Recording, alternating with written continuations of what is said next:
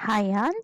Today you're going to see about Chomsky normal form, which is another important, very important question in theory of computation. So a grammar, context-free grammar is said to be in Chomsky normal form if every production in the context-free grammar is any one of the following forms. That is, either it can have two non-terminals in the body of the productions or a terminal symbol. So now our target is to convert the given context-free grammar into Chomsky normal form. So therefore the input is context-free grammar, that is not in CNF. The output is a converted context-free grammar. So there are four steps in converting the given context-free grammar into CNF, that is Chomsky normal form. This normal form is named after the scientist who discovered it. So the first step is eliminating the nullable symbols. The second is eliminating unit production. The third is removing the useless symbols. And the fourth one is rearranging the converted productions in the context-free grammar into the required format. The required format is nothing but the format as we described earlier, which is the body of the production must contain either two non-terminals or a terminal symbol. So first we are here in this video, you're going to see how to eliminate a nullable symbol from the given context-free grammar. So a non-terminal or a variable is said to be a nullable if it derives epsilon either in a single step or in multiple steps. So before eliminating a nullable symbol, we must understand when a symbol is said to be a nullable symbol. So we say that a non-terminal or a variable is a nullable symbol if it derives epsilon either in single step or in multiple steps. So further, this removing nullable symbol is divided into two steps. In the first step we'll identify the nullable symbol, and in the second step we eliminate the nullable symbol from the grammar. So we explain these two steps with the help of an example.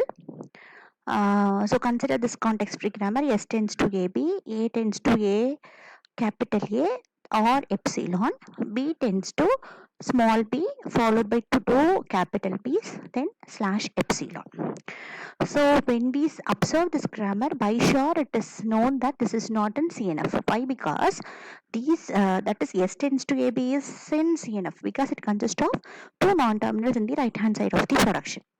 But the second production consists of three symbols, and also it is a combination of variables and terminals. This should not be the case, and also in the general form epsilon should not be there. So these two productions are not in CNF. So as a first step we are going to identify the nullable symbol. First, we'll write the non-terminals or the variables that has epsilon in its production. So here both the symbol A and B consist of epsilon directly in its grammar. So I am writing A comma B. Next, observing the symbol S. So in its production, it consists of, that is the body of the production consists of the non-terminals A and B. So since A and B are nullable, I am including S as the nullable symbol. I am repeating again. In the first step, I am including the non-terminal symbol which consists of epsilon and the production itself. Epsilon as one of the option. So here the non-terminal symbols A and B consist epsilon as one of the options in the grammar itself. So I am including A and B as the nullable symbol. So next, observing the body of the production of S, it consists of two symbols, say A and B. Since I have included both A and B as nullable symbol, I am including S also as the nullable symbol. So now we have identified the nullable symbol. The next step is we are going to remove this nullable symbol from the given grammar. So now here we take production by production, but it is not so. Directly you can write the given grammar by eliminating the nullable symbol. Considering the first production of the grammar, S tends to AB.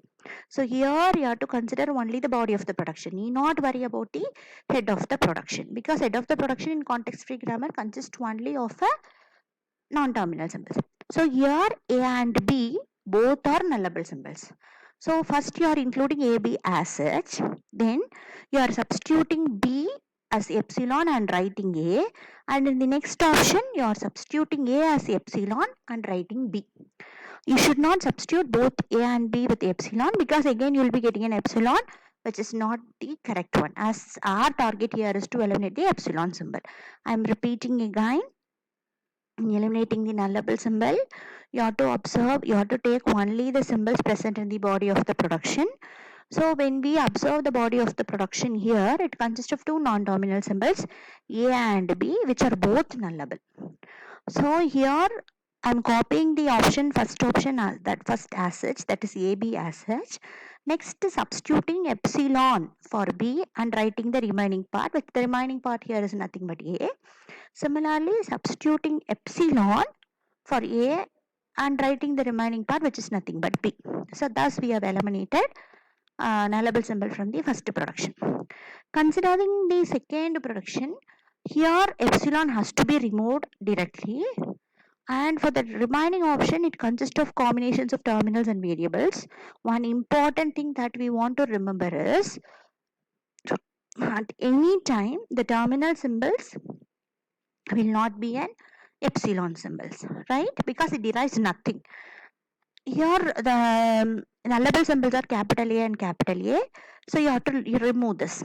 So first you are copying the options A as such, then you are substituting the first A by epsilon and writing the remaining part A and followed by the second capital A.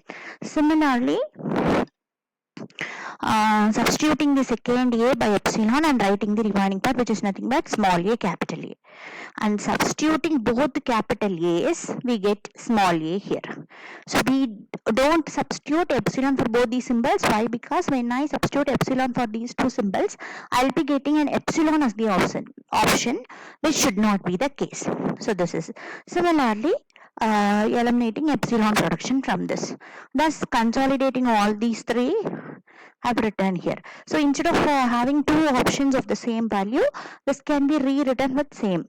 That is, instead of writing two small a capital A, one single small a capital A is enough. Thus we have removed nullable symbols from the given grammar. We'll see one more example for it. So now consider this. S tends to capital A slash B. A tends to A, then B. So here first step, as we know, is identification of nullable symbol. So B, since B directly derives epsilon, I am writing B as such first. Next, since B is included as an option in A, you are including A also as the nullable symbol. Similarly, S. So the symbols B, A, S are nullable. So now I have to remove the nullable symbols from the given grammar. So first considering this, S tends to A slash B.